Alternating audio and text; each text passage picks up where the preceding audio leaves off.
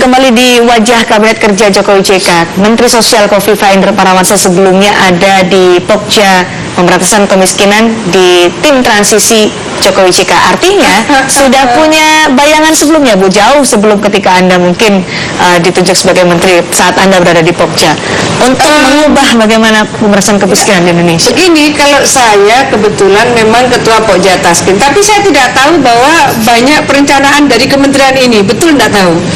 Waktu itu ya lebih banyak koordinasi dengan lembaga-lembaga donor gitu ya, yang selama ini terlibat cukup lama, cukup dalam dari proses perencanaan, bahkan juga pelaksana, sebagian bahkan monitoring dari program Taskin dari mulai Orde Baru. Jadi mulai Inpres Desa Tertinggal gitu, terus program PNPM, macam-macam. Kita mengundang sangat banyak narasumber. Ketika di Pokja Transisi kemarin, kebetulan saya ketua Pokja Taskin.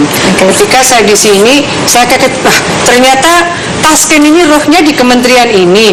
Itu sama sekali tidak terinform. Sama sekali tidak terinform, sehingga referensi kita itu agak jauh dari kementerian ini waktu itu. Jadi kita sangat banyak ketemu dengan para implementing agent ya, banyak lembaga-lembaga donor banyak gitu, bahwa sekarang saya baru paham, wah perencanaan rupanya dari sini.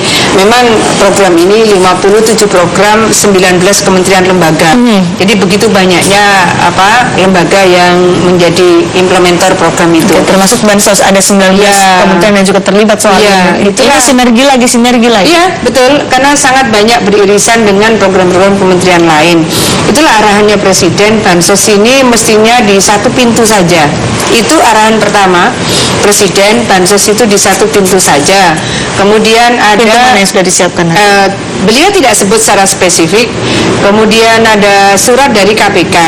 KPK itu bahkan secara khusus merekomendasikan Bansos itu lewat satu, dan itu Kementerian Sosial. Nah, setelah saya membaca surat KPK itu dikuatkan oleh arahan Presiden, saya ngitung-ngitung gitu, wah, bisa nggak ya Kementerian Sosial ini jadi Center of Excellence untuk program Taskin gitu. Boleh kan kita mimpi gitu. Apa Center of Excellence dalam Center of Excellence? Jadi saya pernah studi Taskin ke Cina gitu. Saya merasa bahwa Cina bisa menjadi Center of Excellence untuk program pengentasan kemiskinan dengan pola-pola yang menurut saya sangat mudah kita coba untuk replicate di sini gitu. Misalnya mereka punya sekolah Taskin di tingkat desa, betul-betul buildingnya bagus, sekolah Taskin di tingkat kecamatan. Kemudian mereka punya kantor pusat gitu ya, Seknas atau apa, pokoknya keren lah itu, program Taskinnya keren lah. Dan itu dilakukan secara serius dengan koordinasi yang luar biasa, pihak perbankannya luar biasa. Jadi di sana ada Agricultural Bank of China. Agricultural Bank of China inilah yang akan menyapa mereka-mereka yang selesai mengikuti program pelatihan Taskin 6 bulan, dan itu semuanya ibu-ibu. Nah, setelah itu dari pihak bank ini akan datang menyapa mereka, melihat rumahnya, melihat skillnya. Oh, ini memang betul-betul powerless. Kalau begitu ini interestnya 0. Mana ada di negeri ini interest 0. Lalu oh ini punya skill agak bagus, oh ini interestnya 2, maksimum 10%. Nah, ini luar biasa. Kalau itu bisa kita adopt gitu ya, saya rasa pelan-pelan lah. Kita bisa mengundang banyak SDM luar mungkin ikut memberikan pengayaan gitu, karena pasti APBN kita tidak memungkinkan untuk menyiapkan semacam Center of Excellence di bidang Taskin. Center of Excellence di bidang Taskin ini luar biasa. Tapi anggaran juga terbatas, sumber daya manusia juga terbatas. Ya, kita mesti mengundang apakah itu pihak donor dari luar atau CSR corporate atau para profesional yang mungkin mereka sekarang sudah lebih tertarik pada social entrepreneur misalnya. Oh iya, kita mau bantu Center of Excellence program Taskin gitu kan. Jadi ini prestasi bersama, karena ini inisiasi bersama bahwa oh iya, ini akan bersinergi dengan Kemsos misalnya. Tapi saya punya bayangan, jadi ada daerah-daerah yang mungkin kategori kabupatennya masih tipe C.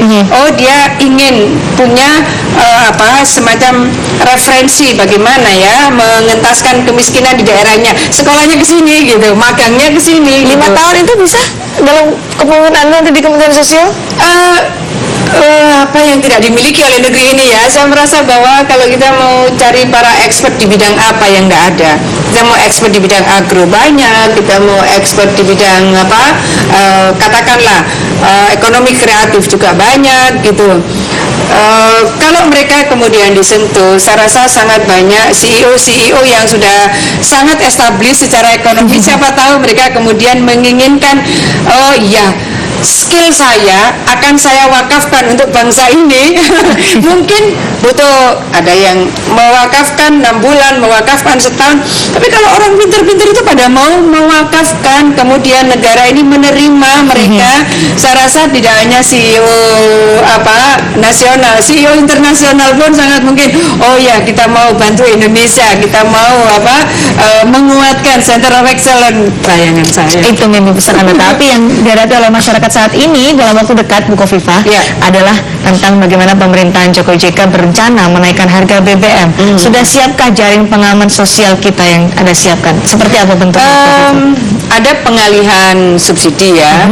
Jadi sebetulnya terminologi menaikkan BBM kurang tepat kali ya. Karena sebetulnya ya pengalihan subsidi dari subsidi yang 70% dinikmati orang kaya menjadi subsidi yang 100% dinikmati oleh mereka yang kurang mampu. Jadi posisinya seperti itu.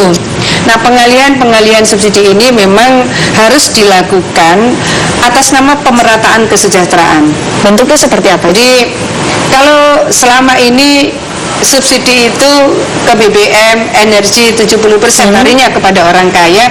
Nah, proses pengalihannya ini bisa kartu Indonesia Sehat. Insya Allah ini segera akan di-launching oleh Presiden, kartu Indonesia Pintar, kemudian kartu keluarga sejahtera. Nah, di kartu keluarga sejahtera itu memang ada simpanan keluarga produktif. Jadi dari charity ke empowerment. Kita akan bahas soal kartu Indonesia Sehat, kartu Indonesia Pintar, dan juga kartu keluarga sejahtera yang sangat bersinggungan dengan Kementerian Sosial usai jeda.